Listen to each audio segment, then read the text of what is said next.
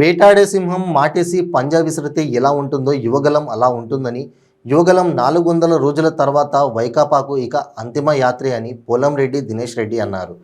ఇందుకూపేట మండలం వేమూరు గ్రామంలో జరిగిన ఇదేం కర్మ కార్యక్రమంలో కోవూరు నియోజకవర్గ ఇన్ఛార్జ్ పోలంరెడ్డి దినేష్ రెడ్డి పాల్గొన్నారు. ప్రసన్న కుమార్ రెడ్డి గారు గడప గడపకి మన ప్రభుత్వం అనే కార్యక్రమంలో భాగంగా ఆయన ప్రెస్ మీట్ లో నారా లోకేష్ గారి పాదయాత్ర గురించి, నారా లోకేష్ గారి గురించి చాలా అసభ్యకరంగా, చాలా వ్యంగ్యంగా మాట్లాడారు.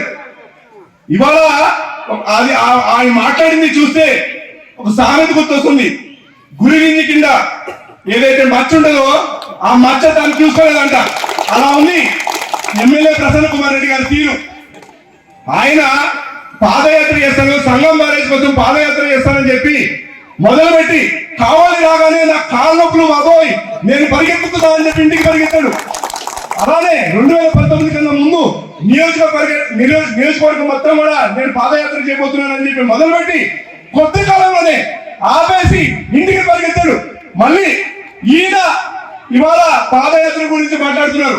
ఇది అసలు దీని గురించి తెలుసుకుంటేనే నవ్వుతుంది. అసలు ఎమ్మెల్యే ప్రసన్న కుమార్ రెడ్డి గారు, మీకు మేము చెప్తున్నాము, ఏదైతే నారా లోకేష్ గారి పాదయాత్ర యువగలం ఉందో, మన సింహం వేటడానికి వెళ్ళేటప్పుడు ఎలా అయితే పంజా విసిరిపోతుందో అలాంటి పంజాతో యువగల కార్యక్రమం రాబోతుంది.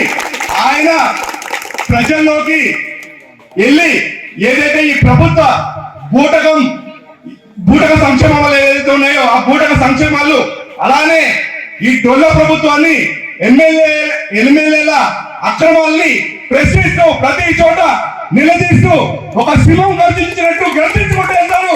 యువకుల కార్యక్రమం ఎన్డీఏ సమయానికి 400 రోజులకి మీ పార్టీ, మీ ప్రభుత్వం అంత్యక్రియలకి రెడీగా ఉండాలి. అది